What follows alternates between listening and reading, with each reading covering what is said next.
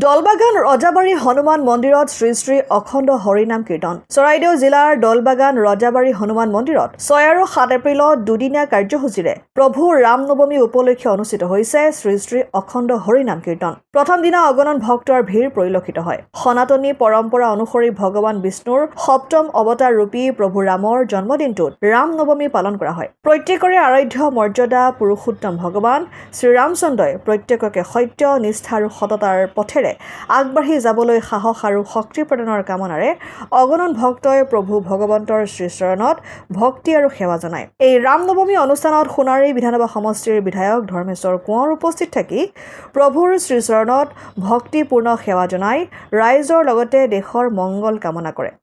মথুৰাপুৰৰ পৰা ইছলাম আহমেদৰ report, Assam Aditya. NKS হুণ্ডাইলৈ স্বাগতম।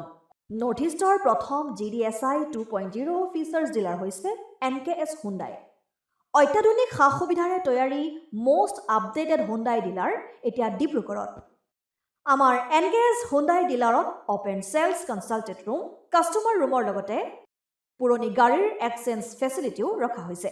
ইয়াত চেলছৰ লগতে ছাৰ্ভিচ ছেক্টৰৰ সুন্দৰ সুবিধা আছে। প্ৰয়োজনীয় সকলো এডভান্স টুলছ, হুইল বেলেন্সিং, এলাইনমেণ্টৰ অত্যাধুনিক machine, post hydraulic lift, fully ট্ৰেইনমেণ্ট পাৱাৰৰ লগতে nitrogen gas filling facility, fully automatic car washer ফেচিলিটিও আছে।